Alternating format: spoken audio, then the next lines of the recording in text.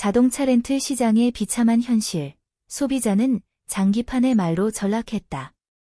렌트 시장, 이젠 더 이상 선택이 아닙니다.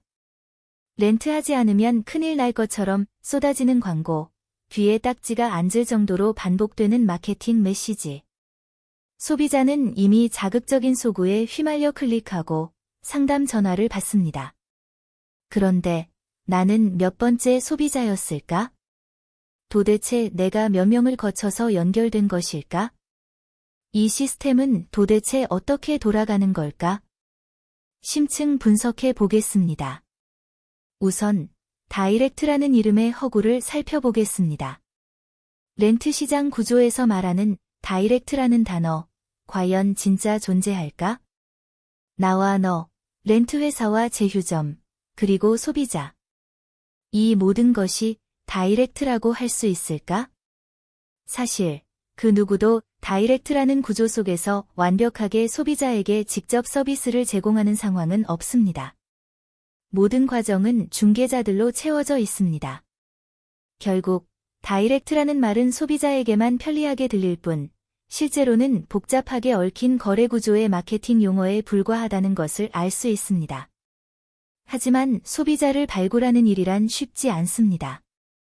광고를 보고 바로 결정하는 사람은 많지 않습니다.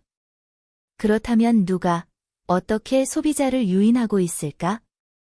광고 홍보 마케팅 회사가 등장하고 이들은 소비자 데이터를 제공하는 역할을 하지만 이 과정에서 마케팅 회사가 수익을 챙기고 그만큼 소비자 데이터는 값비싼 상품이 되어 거래됩니다.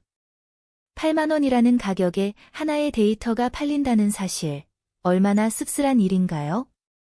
그렇게 데이터를 구매한 영업원들은 힘겹게 소비자에게 접근, 오뚜기처럼 끈질기게, 불쾌할 정도로 지속적인 연락을 시도, 때로는 불필요한 차를 강매하는 피해 사례까지 발생합니다.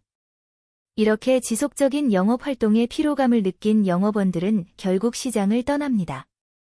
왜일까? 그들은 결국 소득이 나오지 않기 때문입니다. 소비자에게 제공된 정보는 사실상 마케팅 회사와 렌트 업체가 서로 이익을 추구하는 도구로 변질되고 있습니다.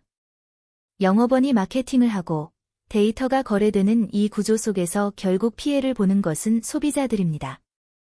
통계가 고스란히 말해줍니다. 이건 사실상 도박입니다. 인터넷 거래 성사율, 그 숫자는 충격적입니다. 100명 중 1명, 즉 성사율 1%. 그런데 마케팅 회사는 양질의 데이터라며 그 값을 8만 원에 팔고 있습니다. 만약 10%의 성공률을 가정하면 10명 중 1건이 성사되면 그 비용은 80만 원입니다. 이게 과연 소비자에게 유리한 거래라고 할 수 있을까? 거래 성사율은 낮고 그 과정에서 많은 이들이 희생됩니다.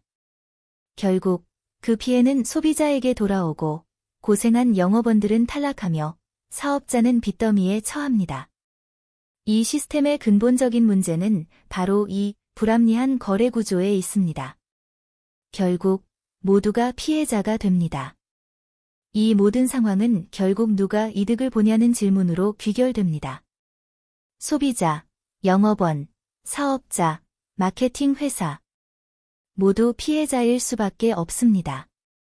소비자는 결국 차를 빌리는 비용 외에도 숨겨진 비용을 떠안게 되고 영업원은 소득을 얻지 못한 채 떠나며 사업자는 더 큰 비용을 감수해야 합니다. 렌트 시장의 이 현실, 이제는 변화가 필요합니다. 우리가 더 이상 소비자라는 단어로 묶여서는 안 된다. 소비자는 더 이상 마케팅 전략에 휘둘리지 말아야 한다. 그리고 이 시장에서 제대로 된 변화를 일으키기 위해선 더 이상 누구도 피해자가 되지 않는 구조를 만들어야 합니다. 불공정한 요소가 있는지 살펴볼 필요가 있습니다. 오늘은 렌트 시장에서 거래되는 데이터 비용이 과연 합리적인가에 대해서 살펴보았습니다.